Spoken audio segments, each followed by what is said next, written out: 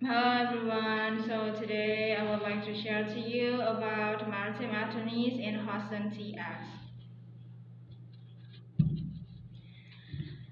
Fighting to get you the compensation you deserve after an offshore work accident. Seamen and offshore workers are at risk every day of suffering a serious injury at work. There are many dangers present while working on offshore vessels such as fires and explosions, gas leaks, heavy objects falling, and extreme weather conditions. Maritime law serves to protect workers at sea and ensure that in the event of an injury, they are afforded sufficient compensation, including maintenance and cure. Understanding maritime law can often be complex. Many workers are unsure which type of maritime law applies to their injury claim. We have seen many workers accept compensation from their employers that did not adequately cover their injury cost and which they were not able to change at a later date. As such, it is extremely important that you speak with an experienced maritime lawyer as soon as possible if you have been injured offshore. At Abraham Watkins, we have a team of maritime attorneys that can help you at every stage of your case. We know how difficult and stressful it can be to be injured at work and have to worry about paying for all of your costs. Because of this, we want to help you file a claim under the right maritime law to get you compensated for your injuries and ensure that your rights are protected. Hassan Gobson and Gulf Coast Texas, Admiralty and Maritime Lawyer. Maritime law, sometimes called admiralty law, is a set of laws that applies to maritime workers, employers, and people injured.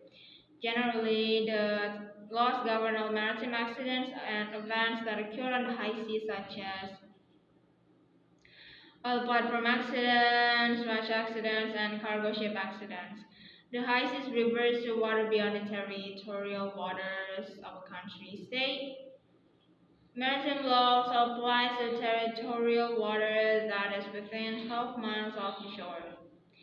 Maritime law functions as one of the oldest sets of laws in the country, and as such, it experiences constant change. Traditionally, maritime law only applied to accidents and events that occur on the high seas. However, it now applies to all navigable waters in the United States. Defining navigable waters under the law can sometimes be confusing, and most of the law that we use today is based on previous case attempting to offer a clear definition. Currently, navigable water is defined as water that can act as a continued highway over which commerce or may be carried on with other states or foreign countries. So if a body of water enables trade or commerce with another state or foreign country, it is governed by maritime law. Bodies of water that are part of greater navigable waters will also be governed by maritime law even if they do not directly connect to another state or country. As such, a body of water that is closed off by a larger piece of land or landlocked will be governed by state law rather than federal maritime law. There are maritime cases heard in Houston, Texas. Texas state maritime law is based entirely on federal laws provided by Article 3, Section 2 of the United States Constitution. As such, the federal courts have jurisdiction over all cases involving personal injury and damage to property on navigable water. The only area that state courts may apply their own discretion is in relation to the compensation process for victims. Although federal law governs all maritime injuries, injured workers and seamen may be entitled to bring maritime claims in state and federal courts in Houston. Injured maritime workers can bring a personal injury claim under the Jones Act in Texas state courts, and offshore oil rig workers can also bring a federal law case to a state court. The crossover between state and federal maritime law can be confusing, and often workers are unsure whether they can bring a claim to a Texas state court. One of the maritime lawyers from our law firm can offer you advice on your injury case and help you bring your case to a state or federal court. Informed maritime law acts in Texas. Maritime injury cases and property damage cases are dealt with using a series of acts and general maritime law principles that have been built up over many years.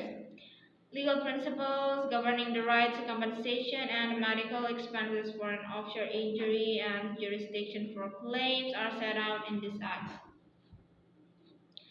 Longshore and Harbor Workers' Compensation Act. The Longshore and Harbor Workers' Compensation Act (LHWCA) serves to compensate many different types of maritime employees. Some examples of workers that claim under this act include harbor construction workers, longshore workers, dock workers, cargo workers, ship repairers, and shipbuilders.